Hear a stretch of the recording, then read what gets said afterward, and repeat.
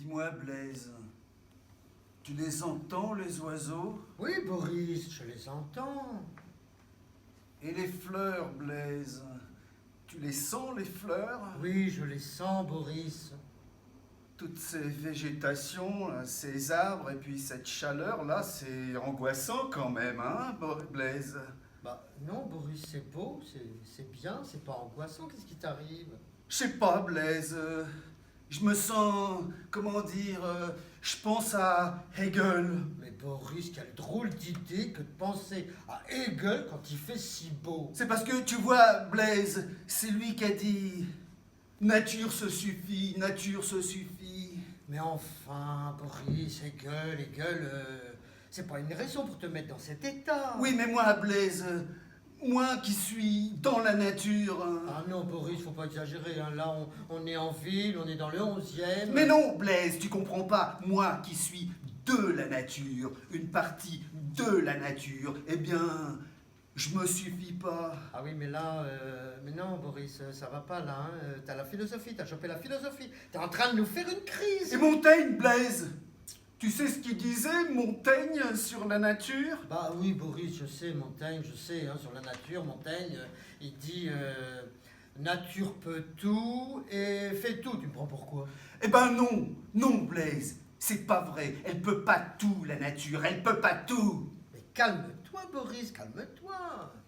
Tu veux que je te fasse une petite pipe? Elle peut pas, Blaise, la nature, faire de moi un tardigrade. Ah mais là, Boris, t'as des exigences, un tardigrade. Pourquoi faire un tardigrade? C'est tout petit, un tardigrade, même pas 1 millimètre. Oui, Blaise, un Et puis tardigrade. c'est moche, un tardigrade, Boris, enfin... Oui, mais ça pense pas, Blaise, un tardigrade. C'est résistant. Certes, Boris, mais... Tu comprends, Blaise, le tardigrade, il peut survivre dans des environnements hostiles. Quand c'est trop la galère pour lui, il se replie en cryptobiose. En quoi, Boris? En cryptobiose, Blaise. Il arrête complètement son métabolisme. Il se met sur pause pour une durée aléatoire et prolongée, en état de stase. Inactif, totalement, loin du stress, sans boire, sans manger, dans le froid, le vide, les radiations. Il s'en fout, le tardigrade. Il peut vivre n'importe où, sans oxygène, sous des pressions intenses, dans l'eau bouillante ou le froid absolu. Il s'en tape. Il n'a pas peur, il a peur de rien, pas d'angoisse. Les pollens, les orages, les ouragans, le permafrost qui font les tsunamis. Il s'en fout. Oui, mais Boris, là, tu n'as pas le sens de la mesure. Et la nature?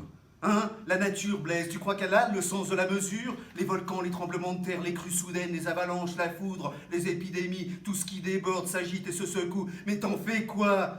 Elle ne nous a même pas offert le bonheur en gage, la nature, que la peur. Elle aurait dit s'arrêter tout de suite, la nature. Un désert de pierres peuplé de tardigrades, on s'en porterait pas plus mal. Le tardigrade, tu veux que je te dise, Blaise? Volontiers, Boris. C'est l'esprit du zen, Blaise.